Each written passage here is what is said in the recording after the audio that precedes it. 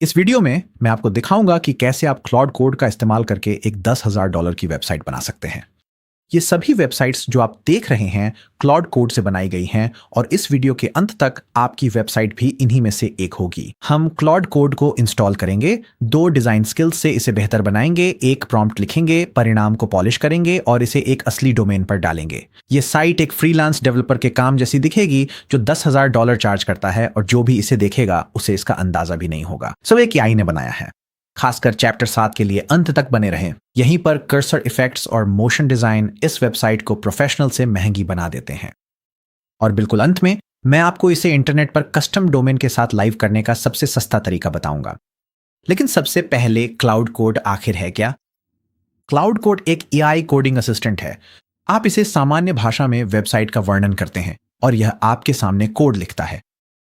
हम आज cloud code desktop app का इस्तेमाल कर रहे हैं क्योंकि इसमें आपको एक ही विंडो में सब कुछ मिल जाता है बिना किसी अतिरिक्त डेवलपर सेटअप के। कुछ भी बनाने से पहले मैं यह परिभाषित करना चाहता हूं कि $10,000 की वेबसाइट असल में कैसी दिखती है। तो मैंने क्लाउड से पूछा, ऐसी 8 चीजें हैं जो $10,000 की वेबसाइट को $200 की वेबसाइट से अलग बनाती हैं। दृष्टिकोण, टाइपोग्राफी, रंग, पदानुक्रम, इमेजरी, मोशन, मोबाइल और वे अदृश्य चीजें जो साइट को तेज और पूर्ण महसूस कराती हैं। ये 8 चीजें 3 समूहों में बंटती हैं: रुचि, सामग्री और अनुभव की गुणवत्ता। हम आज इन सभी 8 को कवर करेंगे।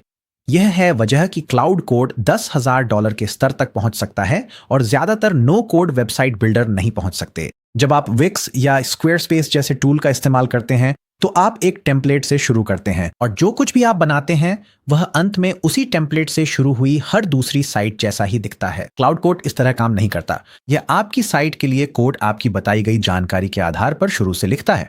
इसीलिए आप बिना खुद कोडिंग सीखे पूरी तरह कस्टम नतीजा पा सकते हैं। इसके अलावा क्लाउड में ऐसी डिजाइन स्किल्स भी डाली जा सकती हैं जो इसके बनाए हर चीज को बेहतर बना देती हैं। आप ऑनलाइन लाइब्रेरी से पहले से बने कंपोनेंट्स भी डाल सकते हैं, वो चीजें जो पहले असली डेवलपर की जरूरत होती थीं। और आप क्लाउड के साथ हर डिटेल पर लगातार सुधार कर सकते हैं जब तक कि साइट सच में महंगी न लगे। हम आज ये सब कुछ करने वाले हैं। पहला कदम है अपने कंप्यूटर पर क्लाउड कोड सेटअप करना। नीचे दिए गए डिस्क्रिप्शन में लिंक का इस्तेमाल करके claude.com पर जाएं और प्रो प्लान चुनें। अभी जब मैं ये रिकॉर्ड कर रहा हूं इसकी कीमत सिर्फ $20 प्रति माह है और इससे इस वीडियो के लिए हमें जो भी चाहिए सब कवर हो जाएगा।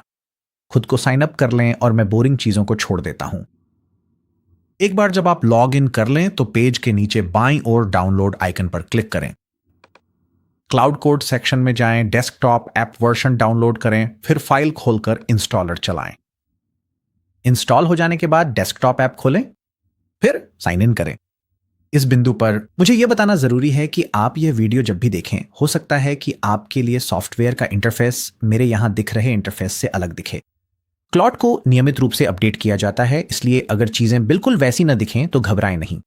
बस मैं जो सामान्य अवधारणाएं समझा रहा हूं उन्हें समझने की कोशिश करें और जब आप सॉफ्टवेयर का उपयोग करें तो उन्हें उसी अनुसार लागू करें। जब आप साइन इन कर लें तो चैट मोड से कोड मोड में स्विच करें। मेरे ऐप में वह टैब ऊपर बाईं ओर उपलब्ध है।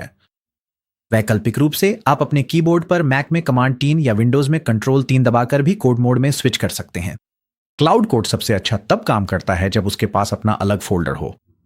अपने कंप्यूटर पर कहीं भी एक फोल्डर बनाएं, फिर चैट बॉक्स के पास फोल्डर सिलेक्ट बटन पर क्लिक करें और अपने नए फोल्डर को चुनें ताकि वह ऐप के अंदर खुल जाए। यह फोल्डर अब से इस प्रोजेक्ट के लिए आपका वर्क स्पेस होगा। ठीक है, सेटअप पूरा हो गया है। अब हम क्लॉड को 2 स्किल्स इंस्टॉल करके अपग्रेड करेंगे। डिफॉल्ट रूप से क्लॉड एक सामान्य उद्देश्य वाला AI है। क्लॉड बहुत सारी चीजों के बारे में बहुत कुछ जानता है, लेकिन इसका डिफॉल्ट डिजाइन आउटपुट बस ठीक ठाक है। यह अक्सर वही फॉन्ट्स, वही रंग और वही अनुमानित लेआउट चुनता है जो आपने हर दूसरे AI जनित वेबसाइट पर देखे होंगे। इसी वजह से बहुत सी AI वेबसाइट्स आम सी दिखती हैं। स्किल्स इस समस्या को ठीक करती हैं। एक स्किल क्लॉड के लिए एक निर्देश पुस्तिका की तरह होती है, एक टेक्स्ट फाइल जो क्लॉड के ज्ञान को किसी एक खास क्षेत्र में बढ़ा देती है। आप इसे एक बार इंस्टॉल करते हैं और क्लॉड इसे हमेशा के लिए इस्तेमाल करता है। हम आज 2 स्किल्स इंस्टॉल कर रहे हैं और दोनों ही मुफ्त हैं। पहली स्किल जो हम इंस्टॉल कर रहे हैं उसका नाम है फ्रंट एंड डिजाइन। इसे एंथ्रोपिक ने बनाया है, जो क्लॉड के पीछे की कंपनी है। ये बैकग्राउंड में चलता है और चुपचाप क्लॉड को डिजाइन में और स्मार्ट बना देता है। असल में यह इंटरनेट पर सबसे ज्यादा इस्तेमाल होने वाले फॉन्ट्स को बैन कर देता है और क्लॉड को सामान्य एआई आउटपुट की जगह बोल्ड डिजाइन दिशा में ले जाता है। इसे इंस्टॉल करने के लिए नीचे दिए गए डिस्क्रिप्शन से फ्रंट एंड डिजाइन लिंक लें और उसे क्लॉड में पेस्ट करें। संदेश के साथ कोड करें, यह स्किल इंस्टॉल करें, फिर संदेश भेजें और इसे चलने दें। जब यह पूछे तो एडिट्स की अनुमति दें और इसे ग्लोबली इंस्टॉल करें। दूसरी स्किल कम्युनिटी द्वारा बनाई गई है। इसका नाम है UI UX Pro Max। जैसा कि आप स्क्रीन पर देख सकते हैं, इसमें 57 UI स्टाइल्स, 95 कलर पैलेट्स और 56 फॉन्ट पेयरिंग्स शामिल हैं। पहली स्किल के विपरीत इस स्किल को हम तब सीधे कॉल करते हैं जब हमें बड़े डिजाइन बदलाव की जरूरत होती है, और ठीक इसी तरह हम आज अपनी साइट बनाएंगे। इसे इंस्टॉल करने के लिए नीचे दिए गए डिस्क्रिप्शन से UI UX Pro Max link लें और क्लाउड कोड में यह संदेश लिखकर पेस्ट करें। इस प्लगइन को npm से इंस्टॉल करें। यह सटीक शब्दावली जरूरी है क्योंकि इसी से यह टर्मिनल के जरिए सही तरीके से इंस्टॉल होता है। जब यह पूछे तो एडिट्स की अनुमति दें और इसे ग्लोबली इंस्टॉल करें। अब साइट बनाना शुरू करने से पहले एक आखिरी सेटअप स्टेप बाकी है। अपने चैट के नीचे बाईं ओर मोड सेलेक्टर पर क्लिक करें और इसे ऑटो मोड पर स्विच करें। इससे क्लॉड बिना हर स्टेप पर अनुमति मांगे काम कर सकता है। ऑटो मोड ऑन होने और दोनों स्किल्स इंस्टॉल होने के बाद अब हम वह प्रॉम्प्ट लिखने के लिए तैयार हैं जो साइट बनाएगा। लेकिन इससे पहले एक और जरूरी बात है जिस पर चर्चा करना जरूरी है। एक और बड़ी चीज जो बेहतरीन नतीजे को औसत से अलग करती है वह ब्रीफ जो आप क्लॉड को देते हैं। जितना अधिक आप स्पष्ट होंगे, परिणाम उतना ही बेहतर होगा। अगर आपको पता है कि क्या चाहिए तो आप बस उसे बता सकते हैं। मैंने इस बिल्ड में यही किया।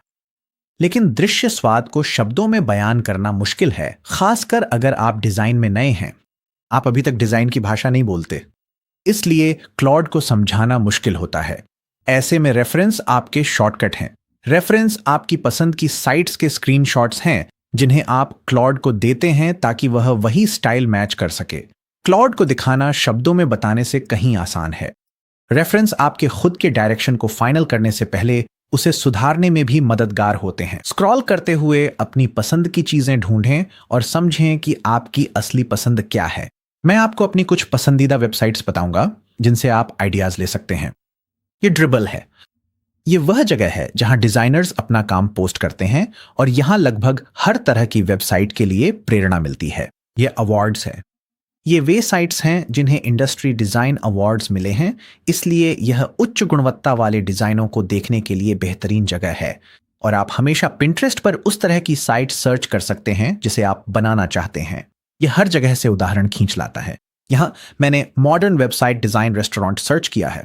मैंने इन सभी के लिंक नीचे डिस्क्रिप्शन में शामिल किए हैं। अपनी पसंद की 3 से 5 वेबसाइटें ढूंढें और उनके स्क्रीनशॉट सेव कर लें। आप इन साइटों की नकल नहीं कर रहे हैं, इसके बजाय आप क्लाउड को यह दिखा रहे हैं कि आपको क्या पसंद है और आप अपने खुद के डिजाइन को किस रूप में देखना चाहते हैं। मैं अपने प्रोजेक्ट के लिए सिएटल के एक रेस्टोरेंट के लिए वेबसाइट बना रहा हूं। मैंने इस प्रॉम्प्ट का इस्तेमाल किया। यह पूरे वीडियो का सार एक ही वाक्य में है, /UI-UX-Pro-Max। इसे ही हम उस डिजाइन कौशल का नाम देते हैं जिसे हमने अभी अभी स्थापित किया है। फिर हम AI के लिए ब्रीफ टाइप करते हैं। इस प्रक्रिया को सफल बनाने की कुंजी है यह आखिरी पंक्ति, मुझसे स्पष्टता के लिए सवाल पूछें। यही वह पंक्ति है जो क्लाउड को निर्माण शुरू करने से पहले रुककर सोचने पर मजबूर करती है। यहां क्लाउड 7 सवालों के साथ वापस आता है। ये सवाल रेस्टोरेंट के नाम, स्टाइल डायरेक्शन, किन सेक्शनों की जरूरत है, कौन लिख रहा है, content, tech stack, animation level और बाकी किसी भी चीज को कवर करते हैं जिसे हम स्पष्ट करना चाहते हैं। और अब वह हिस्सा है जो सच में मायने रखता है। क्लाउड 3 स्टाइल डायरेक्शन चुनने के लिए पेश करता है। एक मैनहट्टन स्टेक हाउस जिसमें गहरा रहस्यमय माहौल है, एक पैसिफिक नॉर्थवेस्ट का आधुनिक लुक, या एक classic old school chop house.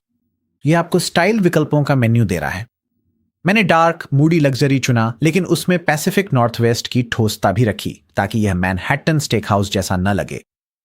कुल मिलाकर 5 सेक्शन। कोई गैलरी नहीं, कोई बुकिंग सिस्टम नहीं, सिर्फ एक सिंगल पेज जो पूरी तरह स्क्रॉल होता है। यह पूरे निर्माण की सबसे महत्वपूर्ण घड़ी है। यहां दिए गए आपके जवाब ही पूरी साइट बन जाते हैं। इस चरण में आप जितना अधिक विशिष्ट होंगे, बाद में संशोधन के लिए क्लाउड से उतना ही कम जूझना पड़ेगा। वाकई सवालों के जवाब सोच समझकर देने के लिए समय लें, फिर भेजें और जादू शुरू होते देखें। अब क्लाउड ब्रीफ पढ़ता है और एक भी कोड की लाइन लिखने से पहले लगभग 3 मिनट लेता है। इसके बाद यह असल में साइट बनाने में 4 या 5 मिनट और लगाता है। तो मैं सीधे मजेदार हिस्से पर चलता हूं, यानी खुलासा। और ये रहा। यह पहले से ही उन अधिकांश एआई वेबसाइट डेमो से बेहतर है जो मैंने देखे हैं, और हमने अभी तक इसे तराशना भी शुरू नहीं किया है। तो यह हमारी $10,000 वेबसाइट चेकलिस्ट के मुकाबले कैसा है? आइए दृष्टिकोण से शुरू करते हैं। क्लाउड को दिया गया ब्रीफ देखिए। जब हमने इसके सवालों के जवाब दिए तो हमारे दिमाग में एक असली दिशा थी, सिर्फ एक मूड बोर्ड नहीं। अब बात करते हैं टाइपोग्राफी की। क्लाउड ने हेडलाइन के लिए फ्रांसिस और बॉडी के लिए इंटर चुना है। अब हम बाद में इंटर को बदल देंगे, क्योंकि यह अभी इंटरनेट पर सबसे ज्यादा इस्तेमाल होने वाले एआई फ़ॉन्ट्स में से एक है। रंगों की बात करें तो क्लाउड ने 5 हेक्स वैल्यू चुनी है, लगभग काला, गर्म क्रीम, ऑक्साब्लड, ब्रास और स्लेट। यहां कोई रेनबो पैलेट नहीं है। रंगों में संयम ही गुणवत्ता का संकेत देता है। अब बात करते हैं हायरार्की की। देखिए इस सेक्शन को किस तरह से सजाया गया है। शहर का नाम बहुत बड़ा है, पता मीडियम साइज में है और कमरे का विवरण छोटा है। यह साइजिंग यूं ही नहीं है, यह आपकी नजर को बताता है कि पहले क्या पढ़ना है, फिर क्या और उसके बाद क्या। इसके बिना एक साइट सपाट और स्कैन करने में कठिन लगती है। कॉपी को भी देखिए। ड्राई एज्ड रिबाई 16 ऑन्स, 60 दिन। हर्थ फायर किया हुआ। ये कोई सामान्य एआई टेक्स्ट नहीं है, ये एक रेस्तरां की कॉपी है जो ऐसे पढ़ी जाती है जैसे किसी असली शेफ ने लिखी हो। हम इस पर अध्याय 7 में वापस आएंगे।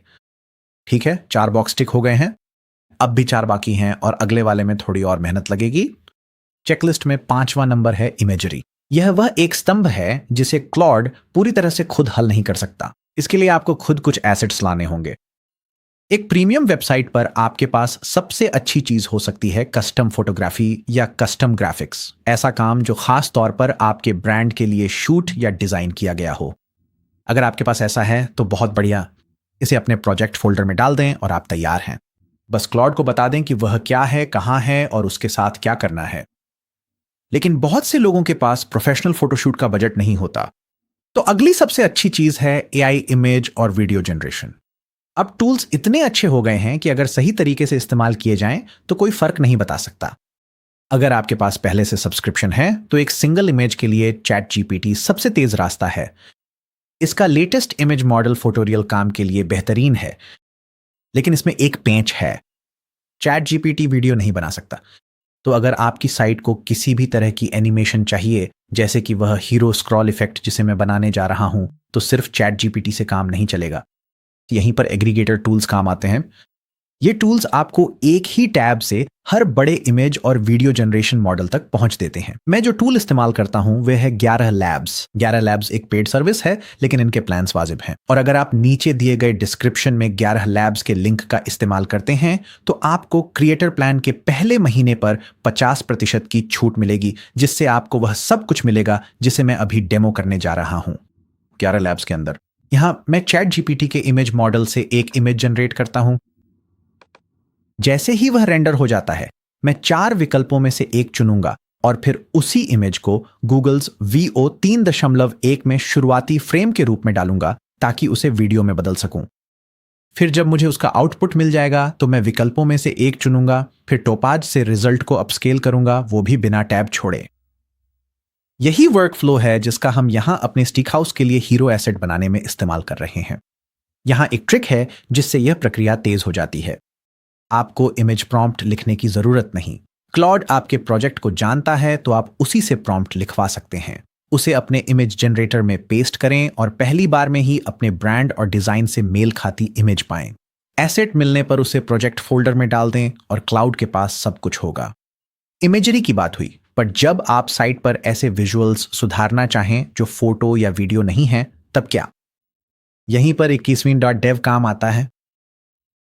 21dev तैयार web components, animation, scroll effects, button और बहुत कुछ की एक लाइब्रेरी है जिसे असली डेवलपर्स ने बनाया है और जिसे आप मुफ्त में इस्तेमाल कर सकते हैं। आप 21वीं डेव को दो तरीकों से इस्तेमाल कर सकते हैं। अगर आपको नहीं पता कि अपनी साइट में क्या जोड़ना है तो आप विजुअल इंस्पिरेशन के लिए ब्राउज कर सकते हैं, या अगर आपको कोई खास डिजाइन या एलिमेंट पसंद आता है तो आप एक प्रॉम्प्ट कॉपी कर सकते हैं जो क्लॉड को बिल्कुल बताएगा कि उसे आपके प्रोजेक्ट में कैसे रिक्रिएट करना है। हमारे बिल्ड के लिए मैं हीरो सेक्शन के लिए कुछ विजुअली स्ट्राइकिंग बनाना चाहता हूं, एक बहुत ही शानदार इमेज इफेक्ट जो साइट को प्रीमियम फील कराता है जैसे ही कोई उस पर लैंड करता है। यहां 21वीं डॉट डेव पर स्क्रॉल करते हुए मुझे एक स्मूथ स्क्रॉल इमेज कंपोनेंट पसंद आया, तो मैं उस पर कॉपी प्रॉम्प्ट बटन क्लिक करूंगा और क्लॉड कोड में वापस जाकर वह प्रॉम्प्ट पेस्ट करूंगा जो स्टेक वीडियो हमने अभी बनाया है, उसे जोड़ूंगा और क्लॉड को बताऊंगा कि इस कंपोनेंट का इस्तेमाल करके हीरो सेक्शन बनाए। अब देखें क्लॉड आगे क्या करता है। यह प्रतिक्रिया देता है। जो 21वीं डॉट डेव कंपोनेंट मैंने चुना है वह रिएक्ट नामक सिस्टम के लिए है। रिएक्ट हमारे यहां इस्तेमाल हो रहे सेटअप से ज्यादा जटिल है। हमारा प्रोजेक्ट एक साधारण स्थिर साइट है, इसलिए क्लॉड रिएक्ट कंपोनेंट को सीधे जोड़ने से मना कर देता है। ऐसा करने से हमारे पूरे प्रोजेक्ट का काम करने का तरीका बदल जाएगा। आपके प्रोजेक्ट के लिए हो सकता है आपको यहां किए जा रहे काम से भी ज्यादा जटिल चीज चाहिए, जैसे कोई डैशबोर्ड, चेकआउट फ्लो या लॉगिन वाली साइट। ऐसे में क्लॉड रिएक्ट को हाँ कहेगा क्योंकि वह आपके प्रोजेक्ट के लिए उपयुक्त है। मुद्दा यह है कि क्लॉड आपके द्वारा बनाई गई आर्किटेक्चर की सुरक्षा करता है। यह सिर्फ इसलिए चीजों को नहीं बिगाड़ता क्योंकि आपने कहा हमारी स्थिर साइट के लिए सिंगल फाइल HTML ही सही विकल्प है, और आप देखेंगे कि ऐसा क्यों है जब हम चैप्टर 8 में इसे डिप्लॉय करेंगे। इसलिए क्लॉड हीरो को रिएक्ट के बिना फिर से बनाता है और पहली कोशिश काम नहीं करती। वीडियो पेज पर दिखता है लेकिन वह स्क्रॉल नहीं हो रहा है। तो मैं क्लॉड को बताता हूं कि क्या हो रहा है। वह दो बग ढूंढता है और उन्हें ठीक करता है। फिर भी पेज खराब है, इसलिए मैंने क्लॉड से और गहराई में जाने को कहा। यह वास्तव में मेरे ब्राउजर में खुद पेज खोलता है, लाइव देखता है कि क्या हो रहा है और असली समस्या ढूंढता है। 3 स्तरों के बाद यह काम करता है। यहां सीख यह है कि जब कुछ टूट जाए तो प्रयास करते रहें। बस समझाएं कि क्या गलत हुआ और आप इसके बजाय क्या उम्मीद कर रहे थे। अगर आप उसे और करीब से देखने का मौका दें तो क्लॉड आमतौर पर इसे हल कर सकता है। और यह रहा एक सिनेमैटिक हीरो स्क्रॉल ड्रिवन, बिल्कुल वैसा ही जैसा हमने मांगा था। अब हम हीरो सेक्शन पर एक और बार काम करते हैं जिससे टेक्स्ट चमकीली बैकग्राउंड इमेज पर पढ़ने योग्य हो जाए और हीरो अपने कंटेंट को यूजर के स्क्रॉल करने पर दिखाए। मुख्य बात यह जानना है कि आप ऐसे ही लगातार सुधार करते रह सकते हैं जब तक आपका हीरो बिल्कुल सही न लगे। एक बार जब आपका हीरो सेक्शन फाइनल हो जाए तो अब समय है एक कदम पीछे हटकर पूरे चित्र को देखना और खुद को जांचना। जब आपकी साइट की बुनियाद तैयार हो जाए तो आपको और सुधार करने से पहले खुद को मूल चेकलिस्ट के अनुसार आंकना चाहिए। यही वह कदम है जो एक पॉलिश्ड नतीजे को एक सामान्य नतीजे से अलग करता है। आप नीचे दिए गए डिस्क्रिप्शन में लिंक के जरिए उस 10 के वेबसाइट चेकलिस्ट का PDF डाउनलोड कर सकते हैं। आपने शुरुआत में ही मानक ऊंचा रखा था और अब आप खुद को उसी के अनुसार जांचते हैं। ऐसा करने के लिए उस चेकलिस्ट को क्लॉड में पेस्ट करें और पूछें, यह साइट इन सभी मानदंडों के अनुसार कहां ठहरती है। ईमानदार रहे, मेरे मामले में क्लॉड हर एक बिंदु पर जाता है। यह बताता है कि क्या मजबूत है, क्या मिला जुला है और क्या गायब है। हमारे निर्माण के लिए क्लॉड ने बताया कि दृष्टिकोण मजबूत है, रंग मजबूत है, श्रेणीबद्धता मजबूत है और टाइपोग्राफी मिली जुली है। इमेजरी, मोशन, मोबाइल और अदृश्य चीजें सभी मिली जुली हैं। संभवतः आपको अपने प्रोजेक्ट में भी ऐसा ही विभाजन मिलेगा और यह बिल्कुल ठीक है। मुद्दा यह है कि आपको ठीक ठीक पता हो कि अब क्या करना बाकी है। जिन चीजों पर काम करने की जरूरत है उनके लिए क्लॉड से एक एक करके उन्हें ठीक करने के लिए न कहें। इसके बजाय क्लॉड से कहें कि वह एक साथ कई सुधारों का प्रस्ताव दे और अपनी मांग को विशिष्टताओं के बजाय मंशा के साथ रखें। यह वही सटीक प्रॉम्प्ट है जो मैं हमारे निर्माण के लिए इस्तेमाल करता हूं। मैं क्लॉड से कहता हूं, हमें और अधिक हस्तनिर्मित माइक्रो इंटरैक्शंस चाहिए। निचले सेक्शन थोड़े सामान्य से लगते हैं। हमें उन्हें और व्यस्त नहीं बनाना है, बस और महंगा दिखाना है। ध्यान दें कि मैं वहां क्या कर रहा हूं। मैं क्लॉड को यह नहीं बता रहा कि क्या जोड़ना है, मैं क्लॉड को यह बता रहा हूं कि मुझे इसका अनुभव कैसा चाहिए। क्लॉड मंशा को विशिष्टताओं में बदलने में अधिकांश लोगों की तुलना में स्पेसिफिकेशन लिखने से बेहतर है।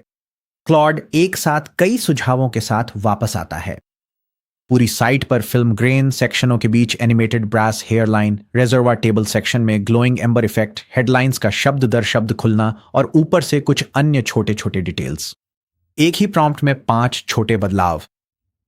मैं उन्हें मंजूरी देता हूं और क्लॉड उन सभी को एक साथ लागू कर देता है। इस तरह कम बातचीत होती है। इस तरह आप कम टोकन खर्च करते हैं और परिणाम एकसार महसूस होता है, बजाय इसके कि आप क्लॉड को एक एक बदलाव करके देते रहें। अब वह तरीका है जिसे ज्यादातर लोग छोड़ देते हैं, और यही तरीका सबसे ज्यादा असर डालता है कि आपकी साइट महंगी महसूस होती है या नहीं। एक बार जब वह बदलावों का बैच लागू हो जाए तो अपनी साइट को सेक्शन दर सेक्शन स्क्रॉल करें और उन हिस्सों को ढूंढें जो अब भी फीके लगते हैं, थोड़ा उबाऊ। हमेशा कुछ ऐसे हिस्से होंगे। क्लॉड उन्हें नहीं पकड़ पाएगा क्योंकि क्लॉड आपकी साइट को वैसे महसूस नहीं कर सकता जैसे आप कर सकते हैं। इस बार आपको खुद ही यह करना होगा। हर फीके सेक्शन के लिए आप क्लॉड को एक खास मोशन या कर्सर इंटरेक्शन जोड़ने के लिए कहते हैं। हर सेक्शन के लिए एक और सभी सीमित और सूक्ष्म। आप कुछ खास मांग सकते हैं। 21वीं .dev से कोई पसंदीदा चीज ले सकते हैं या बस क्लॉड से पूछ सकते हैं कि क्या जोड़ना सही रहेगा। हमारे रिजर्वा टेबल सेक्शन में बैच से निकलती एम्बर की चमक तो है, लेकिन वह अभी भी स्थिर है, उसमें कोई हलचल नहीं है। तो मैं क्लॉड से कहता हूं, एम्बर्स को आग की तरह हिलाओ, उन्हें कर्सर के साथ प्रतिक्रिया करने दो जब वह पेज पर घूमे। क्लॉड एम्बर्स पर एक पैरालैक्स इफेक्ट जोड़ता है जो आपके कर्सर का पीछा करता है। अब आग का इफेक्ट जीवंत महसूस होता है। फिर मैं स्टोरी सेक्शन में स्क्रॉल करता हूं और वह अभी भी फीका है। तो मैं क्लॉड से कहता हूं, यहां कुछ सुरुचिपूर्ण सूक्ष्म हलचलें और कर्सर इंटरेक्शन जोड़ो। यह सेक्शन बहुत स्थिर महसूस हो रहा है। क्लॉड एक हल्का कैंडल लाइट हेलो जोड़ता है जो पढ़ते समय कर्सर का पीछा करता है। हालांकि इसकी पहली कोशिश बहुत स्पष्ट थी, तो मैंने आपत्ति जताई। मैंने कहा, इसे और सूक्ष्म बनाओ और परिष्कृत बनाओ। क्लॉड हेलो में ट्रेलिंग मोशन जोड़ता है जिससे वह कर्सर से थोड़ा पीछे चलता है। यही वह वर्जन है जिसे हम जारी करेंगे। 2 प्रॉम्प्ट्स, 2 सेक्शन, बस इस लेयर को इतना ही चाहिए। लेकिन यही लेयर उस फर्क को पैदा करती है जो एक ऐसी साइट में होता है जो महंगी दिखती है और एक ऐसी साइट में जो विजिटर्स के लिए महंगी महसूस होती है जब वे पेजेस पर नेविगेट करते हैं। पैटर्न यह है कि हर सेक्शन की समीक्षा करो, जो सेक्शन सपाट लगे उन्हें ढूंढो। क्लॉड से हर सेक्शन के लिए एक कर्सर इंटरेक्शन या मूवमेंट का टुकड़ा मांगो और क्लॉड से कहो कि उसे तब तक और सूक्ष्म बनाओ जब तक वह सेक्शन जीवंत न लगे। बिना शोरगुल और परेशान किए हुए। पॉलिश की बात करें तो कॉपी। आपकी साइट की लिखित सामग्री भी एक ऐसी जगह है जहां एआई आमतौर पर डिफॉल्ट रूप से कमजोर पड़ जाता है। एआई जनित कॉपी आमतौर पर जरूरत से ज्यादा समझाती है, बहुत सारे विशेषणों का इस्तेमाल करती है और प्रभावशाली दिखने की कोशिश करती है। हमारी साइट की इस लाइन को देखिए, 6 व्यंजन 1 आग। यह संयम है, विशेषण नहीं। यही वह चीज है जो $10,000 के मेन्यू को $200 वाले मेन्यू से अलग करती है। शुरुआती front end design skill Claude को बेहतर कॉपी लिखने में मददगार है। इसका संयमित संवेदनशील लेखन हर प्रोजेक्ट के लिए जरूरी है। यह एक और बड़ी जीत है जिसे आप किसी भी एआई जनित साइट पर लागू कर सकते हैं। एक फॉन्ट है जिसका नाम इंटर है, जो एआई जनित साइट्स पर इतना ज्यादा इस्तेमाल होता है कि तुरंत ही लगता है ये एआई ने बनाया है। अगर आप अपनी आउटपुट में इंटर फॉन्ट देखें तो क्लॉड से इसे बदलने के लिए कहें। हमारे प्रोजेक्ट में क्लॉड इंटर की जगह एक फॉन्ट जिसका नाम गीस्ट है इस्तेमाल करता है। ये एक छोटा सा बदलाव है, लेकिन इससे साइट पढ़ने के अनुभव में वाकई फर्क पड़ता है। चेकलिस्ट का 7वां आइटम है मोबाइल के लिए असल में डिजाइन किया गया लेआउट, न कि बस छोटा किया गया। डिफॉल्ट रूप से क्लॉड आपकी साइट को रिस्पॉन्सिव बनाता है। इसका मतलब है कि यह फोन या अन्य छोटे स्क्रीन पर फिट हो जाएगी। लेकिन रिस्पॉन्सिव होना फोन के लिए डिजाइन किए जाने जैसा नहीं है। फोन पर आपकी साइट डेस्कटॉप की तुलना में कहीं ज्यादा बार देखी जाएगी, और अगर आपकी मोबाइल वर्जन सिर्फ डेस्कटॉप वर्जन को छोटा करके दिखाया गया है तो आपके दर्शक इसे महसूस करेंगे। इसके लिए आपको क्लॉड से खास तौर पर कहना पड़ेगा। तो क्लॉड को कहें कि मोबाइल वर्जन पर अलग से ध्यान दे। उसे बताएं कि वह सोचे कि छोटे स्क्रीन पर क्या छुपाना चाहिए, क्या और टाइट होना चाहिए और क्या रिसाइज होना चाहिए।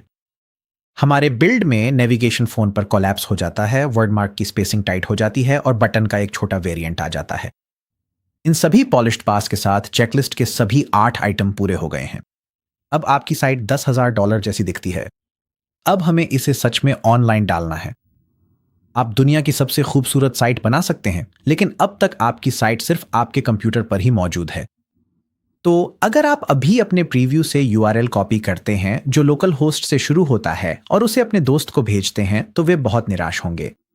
वह यूआरएल सिर्फ आपके कंप्यूटर पर ही काम करता है। अपनी साइट को दुनिया के साथ साझा करने के लिए आपको इसे एक असली सर्वर पर और एक असली कस्टम यूआरएल पर डालना होगा।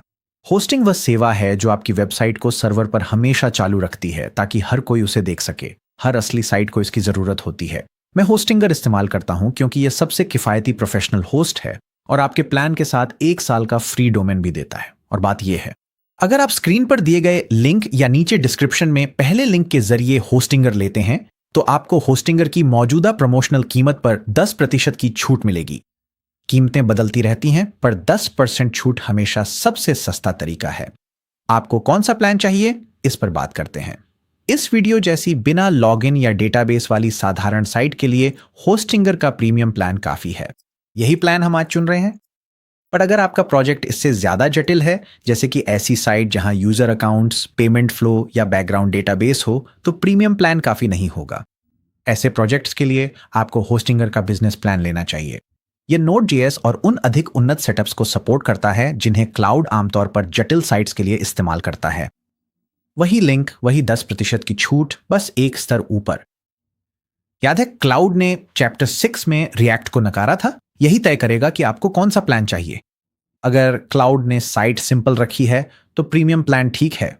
अगर कोई बैकएंड प्रोजेक्ट बनाया है तो बिजनेस प्लान लें। हमारे स्टिक हाउस के लिए प्रीमियम ही बेस्ट है। डिस्क्रिप्शन वाला लिंक देखें, आप इस पेज पर पहुंच जाएंगे। स्टार्ट नाउ पर क्लिक करें, इससे आप नीचे प्राइसिंग पैनल्स तक स्क्रॉल हो जाएंगे। वह प्लान चुनें जो आप चाहते हैं। अवधि को 12 महीने पर सेट करें। 12 महीने वह न्यूनतम अवधि है जिसमें आपको पहले साल के लिए एक फ्री डोमेन मिलता है। अब वह डोमेन खोजें जो आप चाहते हैं। अगर वह उपलब्ध है तो उसे क्लेम कर लें। आपकी कार्ट की कुल राशि इस बात पर निर्भर करेगी कि जब आप साइन अप करते हैं तब होस्टिंगर कौन सा प्रमोशन चला रहा है। मेरे लिए यह साल भर के लिए लगभग $43 आता है। इसमें होस्टिंग, एक डोमेन और एक फ्री ईमेल अकाउंट ऑल शामिल हैं। सटीक राशि थोड़ी अलग हो सकती है, पर नीचे दिए लिंक से आपको सबसे अच्छी कीमत मिलेगी। अगर आप $20 का क्लाउड प्रो भी जोड़ते हैं तो $60 में आपकी $10,000 वाली वेबसाइट तैयार है। कंटिन्यू दबाएं, फिर ईमेल और पासवर्ड से अकाउंट बनाएं। अगले पेज पर बिलिंग जानकारी भरकर भुगतान पूरा करें। चेकआउट पूरा होने के बाद ऑनबोर्डिंग प्रक्रिया आपसे पूछती है कि आपके पास किस प्रकार की साइट है। चूंकि हम अपनी खुद की फाइलें अपलोड कर रहे हैं, इसीलिए माइग्रेट एग्जिस्टिंग साइट चुनें, फिर अपलोड बैकअप फाइल्स पर जाएं। फिर वह डोमेन चुनें जिसे आपने अभी खरीदा है। अब अपने कंप्यूटर पर अपने प्रोजेक्ट फोल्डर में वापस जाएं ताकि आप वह फाइलें देख सकें जो क्लॉड ने बनाई थीं। आपकी index.html फाइल और उसके अंदर मौजूद कोई भी इमेज, वीडियो या सब फोल्डर। यही वह हिस्सा है जो सबसे महत्वपूर्ण है। आप प्रोजेक्ट फोल्डर को खुद जिप नहीं करना चाहते, आपको फोल्डर के अंदर की फाइलों को जिप करना है।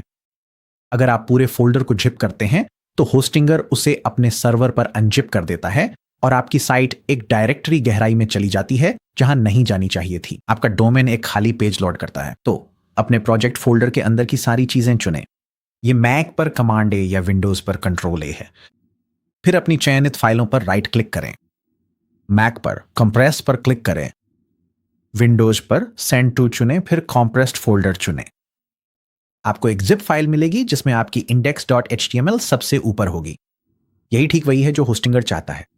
आप जिप फाइल को अपने पेरेंट फोल्डर के बराबर स्तर पर बाहर खींच सकते हैं और फिर उसे एक उपयुक्त नाम दे सकते हैं। उस जिप फाइल को होस्टिंगर में ड्रैग करें और जब फाइलें अपलोड हो जाएं तो नेक्स्ट पर क्लिक करें, फिर सबमिट रिक्वेस्ट पर क्लिक करें।